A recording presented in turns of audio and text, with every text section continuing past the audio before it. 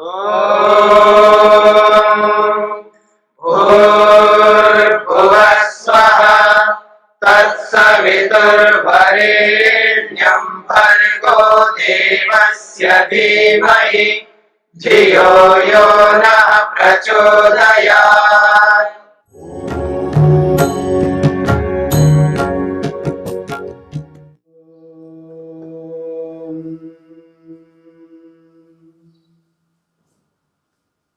विभूतिपाद के 50वें सूत्र को लेकर के हम विचार कर रहे हैं। प्रसंग है सिद्धियों का। इस सिद्धियों के प्रसंग में अनेक प्रकार की सिद्धियों की चर्चा आपने सुनी है।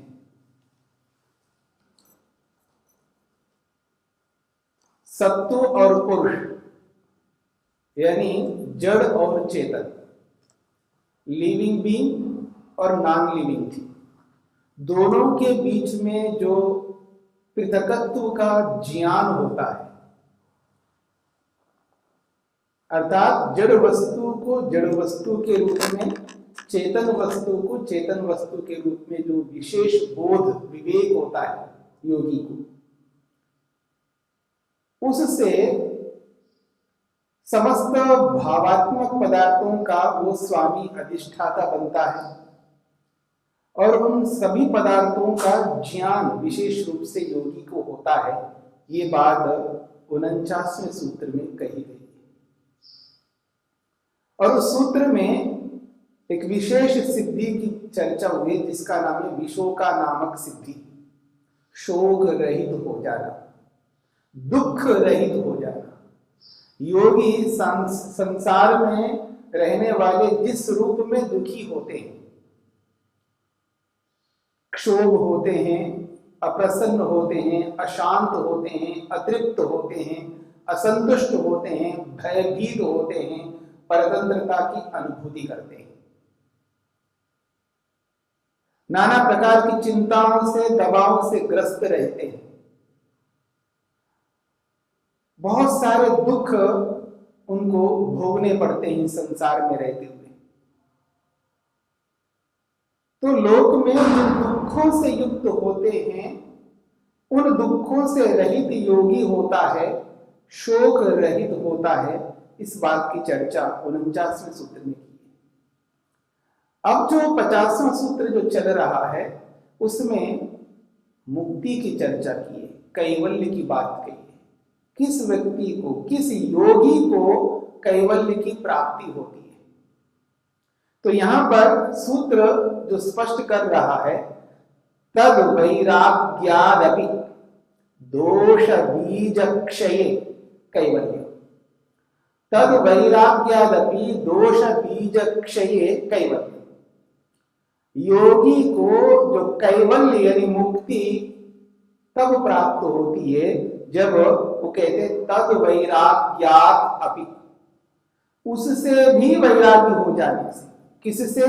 जो विशोका नामक सिद्धि को प्राप्त होता है और जिस विवेक ख्याति के कारण से, सत्व पुरुष अन्यता ख्याति रूपी जिस विवेक के कारण से उस सिद्धि को प्राप्त कर लेता है, उससे भी वैराग्य हो जाए, अर्थात उस विवेक से भी वैराग्य हो जाए। क्योंकि जो विवेक ख्याति है इसके बारे में स्पष्ट महर्षि वेदव्यास ने कहा है कि ये मन का धर्म है, सत्व का धर्म है। और सत्व को हे कोटि में रखा है, त्याज्य कोटि में रखा है, जिसको त्याग करना है, छोड़ना है। देखिए, त्याग तब किया जाता है जब विशेष उपलब्धि प्राप्त हो, या जिस विशेष उपलब्धि को प्राप्त करना हो तब त्याग किया जाता है। यानी किसी को छोड़ने की बात होती है तो किसी को पकड़ने की बात होती है। क्योंकि बहुत बड़ी चीज को जब व्यक्ति हस्तगत करता है तो छोटी मोटी चीजों को त्याग कर देता है। तो यहां पर जो त्याग करने की बात कही है, वैराग्य में त्याग किया जाता है। और किसका त्याग किया जा रहा है? विवेक ख्याति का। क्योंकि पर वैराग्य जब होता है, गुण वैतृष्ण्यम की स्थिति आती है, तब विवेक ख्याति को त्याग किया जाता है। इसलिए यहाँ पर महर्षि पतंजलि ने कहा है तद वैराग्यादपि, उस विवेक ख्याति को भी जब त्याग करता है तो क्या होता है, दोष बीज क्षये, जो दोष है उन दोषों का जो बीज है, कारण है, उसका क्षय विनाश हो जाता है। दोष क्या है, दो प्रकार है। एक दोष वो है जो अविद्या, अस्मिता, राग, द्वेष, अभिनिवेश के रूप में क्लेश, पंच क्लेश, पांचों क्लेश, ये दोष है। और ये जो कर्म करते हैं हम लोग, पाप और पुण्य रूपी कर्म, उसके जो संस्कार पड़ते हैं, ये भी दोष है। जब तक कर्मों के संस्कार मन में अंकित है, जब तक मन में क्लेश रहते हैं, तब तक हम ईश्वर की ओर बढ़ नहीं सकते, वैराग्य की ओर बढ़ नहीं सकते, कैवल्य को प्राप्त नहीं कर सकते। इसलिए कहा जा रहा है दोष बीज क्षय।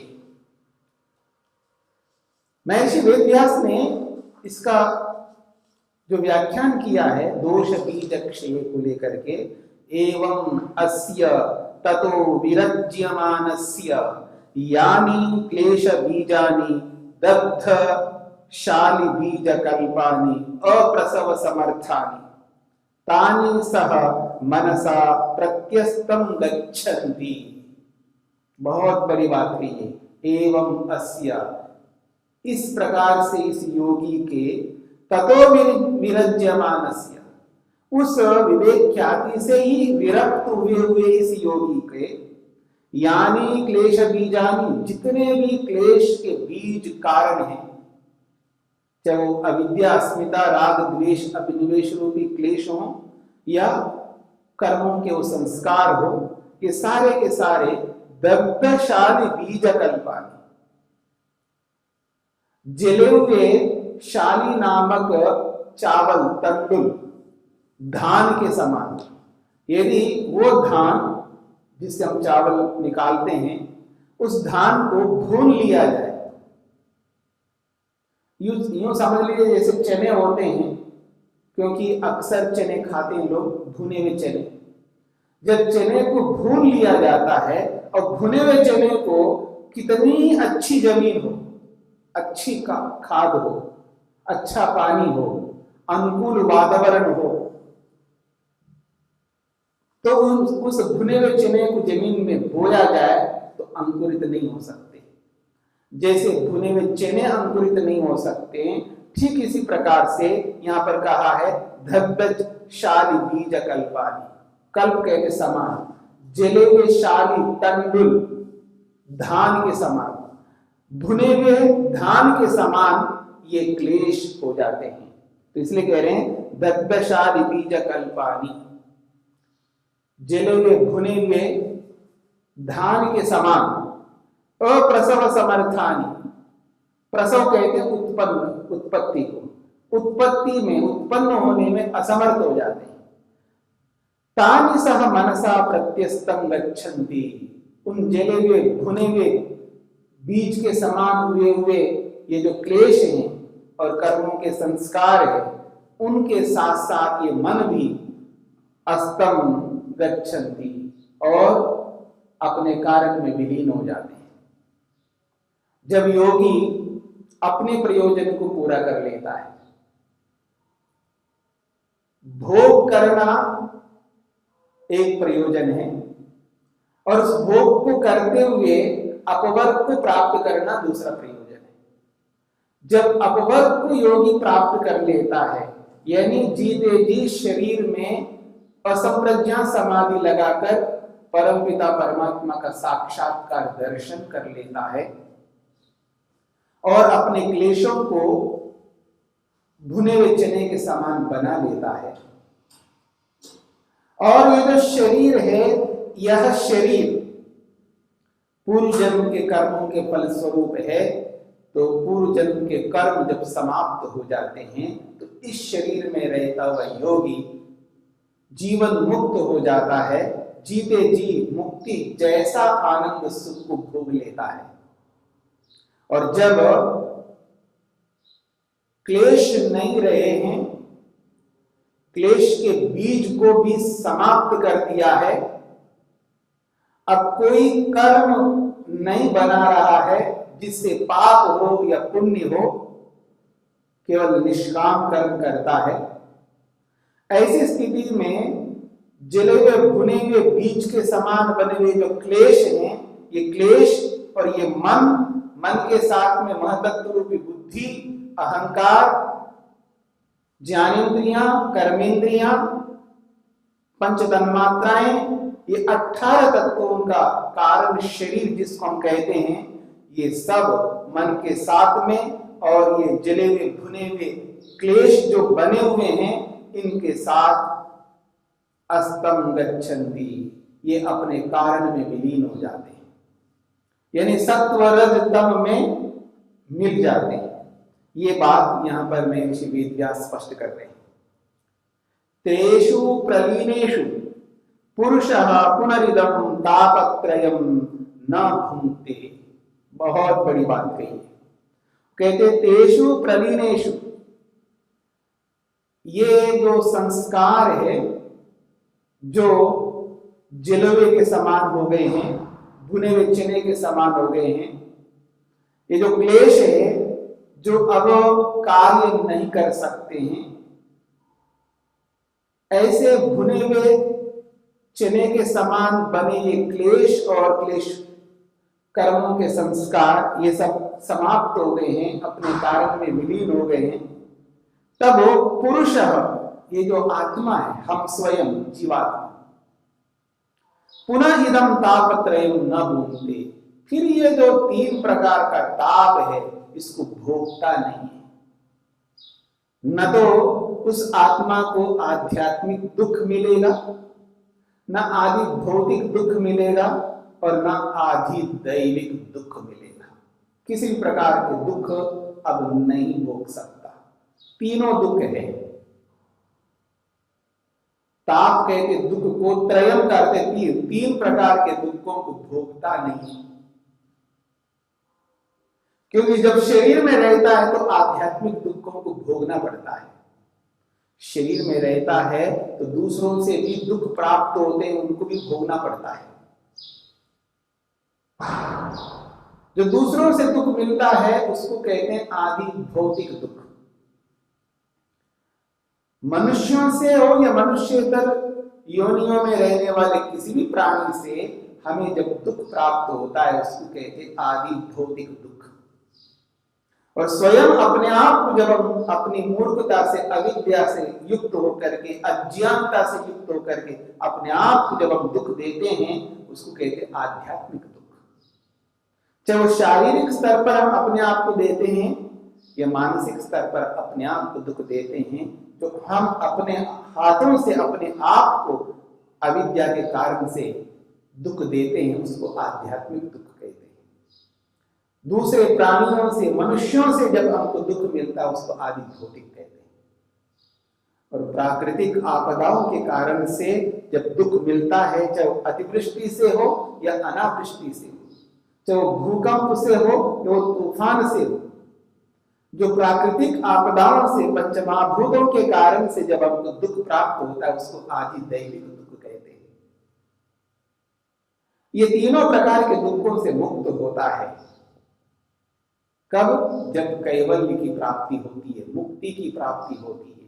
जब आत्मा इन संस्कारों को, इन क्लेशों को समाप्त करता है, नष्ट करता है, विवेक ख्याति को प्राप्त करके संप्रज्ञा समाधि लगाता है, फिर उस विवेक ख्याति को भी त्याग करके पर वैराग्य को, गुण वैतृष्ण्यम की स्थिति में पहुंच जाता है, तब जाकर के ये प्राप्ति होती है।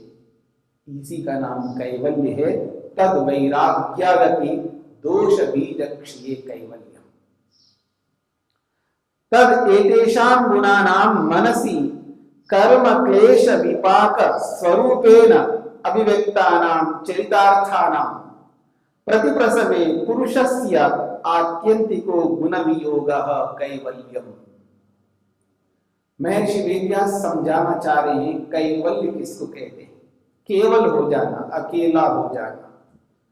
तद एतेषां गुणानां, ये जो गुण हैं सत्व रज तम रूपी गुण, मनसी कर्म क्लेश विपाक स्वरूपेण अभिव्यक्ता।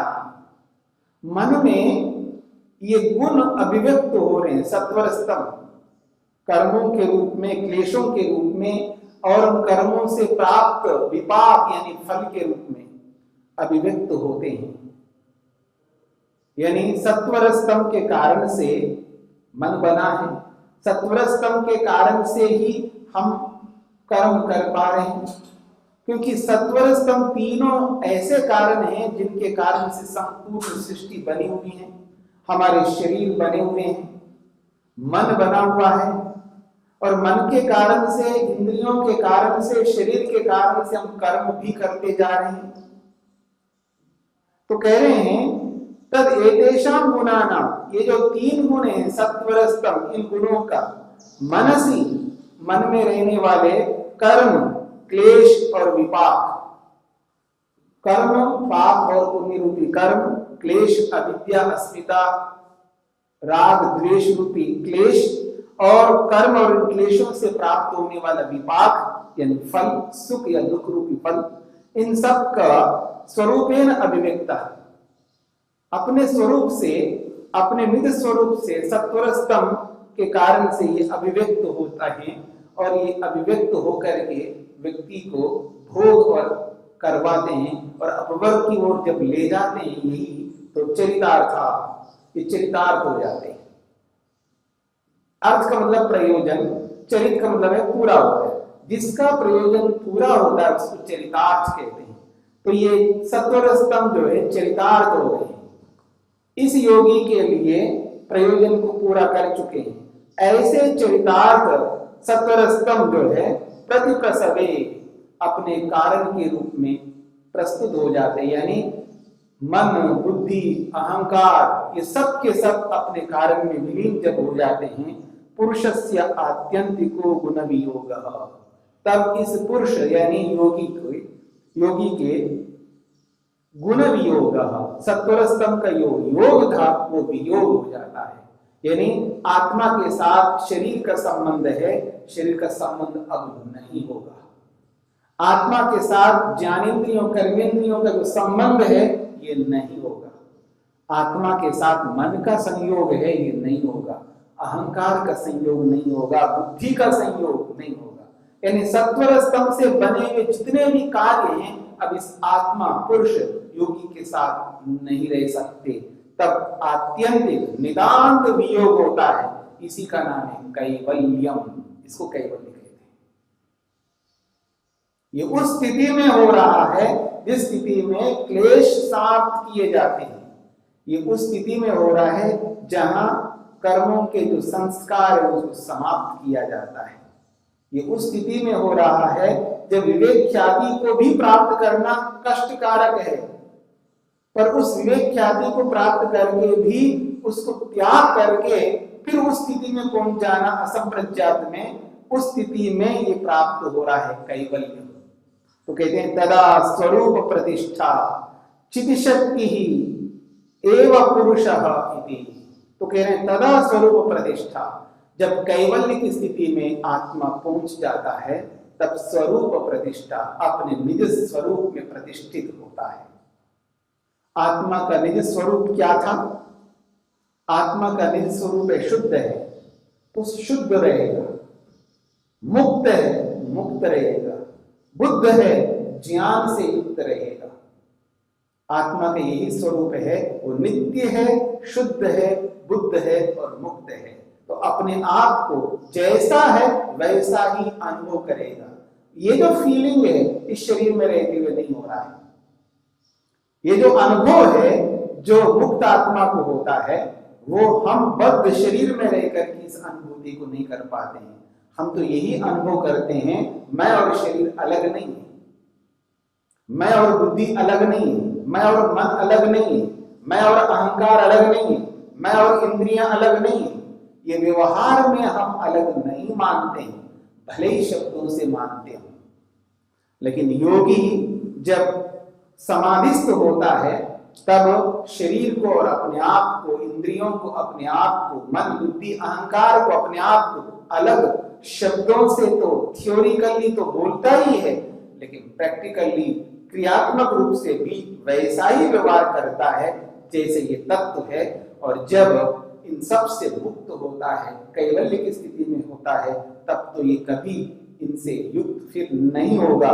तब आत्मा स्वरूप प्रतिष्ठा अपने निज स्वरूप में प्रतिष्ठित होता है। इसी का नाम है चिति शक्ति, आत्म तत्व है ये। चिति शक्ति एवं पुरुषः, आत्मा का जो स्वरूप है चेतन स्वरूप है, तो चिति शक्ति एवं चेतन स्वरूप का होना ही पुरुषत्व है, पुरुषपना है। इसी का नाम पुरुष कहते हैं। इसी पुरुष को कैवल्य की प्राप्ति हो रही है। तद वैराग्यदपि दोष बीज क्षये कैवल्यम।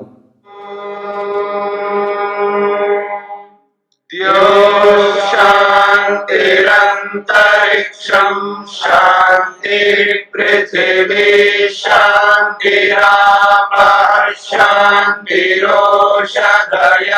शान्तिः वनस्पतयः शान्तिर्विश्वे देवाः शान्तिर्ब्रह्म शान्तिः सर्वं शान्तिः शान्तिरेव शान्ति क्षमा शान्तिरेधि। ॐ शान्ति शान्ति शान्ति।